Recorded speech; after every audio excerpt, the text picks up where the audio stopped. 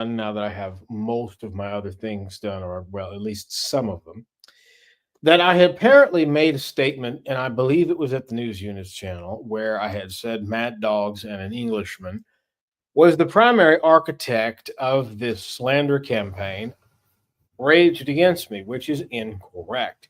Although he was a major part of that campaign, and although it was he, Good News Gospel, and Thick Shades who recorded the initial clip they keep circulating of me, I will give his due that one last year in 2024, last fall, Mad Dogs and an Englishman, Andy Titans of Grace, Andy Cap, Andy Jack Cap, Cap Jack.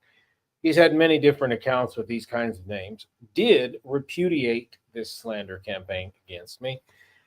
And I will give him his due that predominantly it was from October 31st to October 2021, Good News Gospel to hook in people like Brucifer or Rod Reed into this slander campaign, which they've waged on and off and definitely resurrected, independent of Andy, since May of last year. So, how fitting. My grandmother passed away last year around that time. And what did Bill and Praise do but resurrect the slander campaign based on evidence they couldn't even admit to court? But hey, that's what dishonest people do. I do not wish to traffic in the things that they do, so my apologies, Andy, if you should see this. I do not much care for what Andy has done. I do not much care for the fact that he is still fellowshipping with certain people.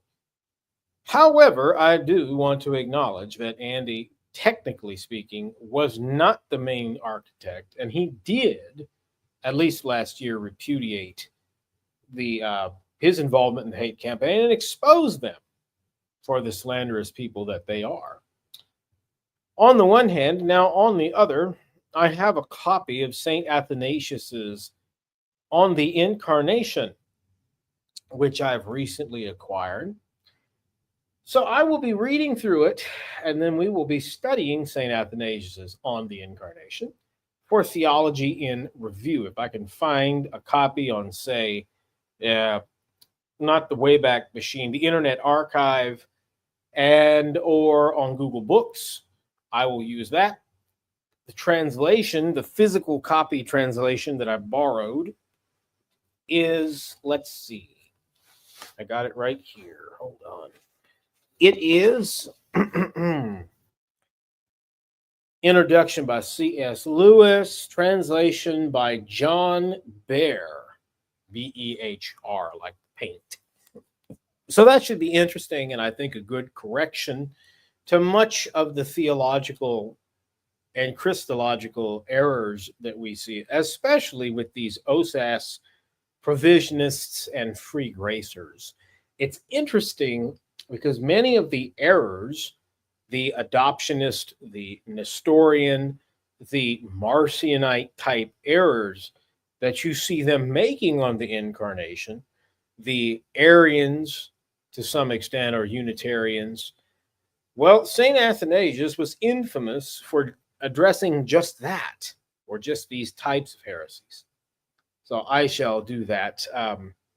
Now, that said, I do have a bunch of things I have to do before it gets awfully late. Unfortunately, that funeral threw me off. So on the one hand, I rejoice that our brother in Christ now goes home to be with Jesus. And on the other hand, of course, we mourn his passing. Even Jesus, as John's Gospel, wept.